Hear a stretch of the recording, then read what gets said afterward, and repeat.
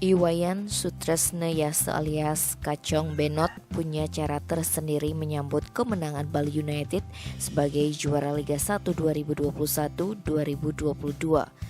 Warga lingkungan Blumbang, Kelurahan Kawan Bangli ini jalan kaki dari alun-alun Bangli sampai di Stadion Kapten Iwayan Dipta Gianyar Kamis 31 Maret sore.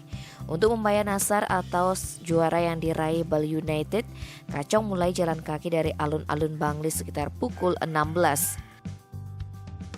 Menggunakan udeng poleng, dia ditemani sejumlah supporter lengkap atribut tim kebanggaannya.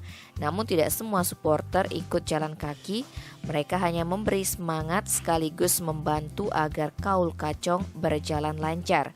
Kacong menegaskan bantuan rekan-rekannya sangat dibutuhkan.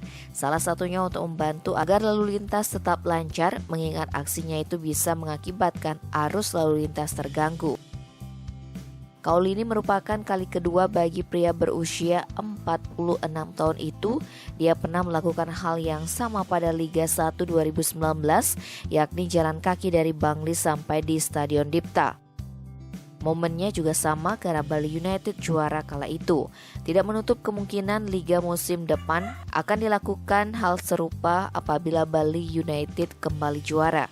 Kacong menuturkan, kaul tersebut berawal ketika dia melihat hasil laga Bali United PS Arema pada Selasa 16 Maret di Stadion Igusti Ngurah Rai Denpasar. Saat itu skor berakhir 2-1 untuk kemenangan Bali United. Kacong melihat peluang Bali United back-to-back juara terbuka lebar, sehingga dia mesesangi apabila Bali United juara, dia akan jalan kaki lagi dari alun-alun Bangli ke Stadion Dipta saat laga pamungkas. Bali United akhirnya benar-benar mengulang kesuksesannya. Janji jalan kaki itu pun harus ditepati Kacong. Berjalan sejauh 16 km, Kacong butuh persiapan matang, baik mental maupun fisik. Untuk itu Kacong rutin berolahraga seperti lari mengelilingi alun-alun Bangli, bermain bulu tangkis dan futsal. Akhirnya perjalanannya sukses. Tim Bali Express melaporkan.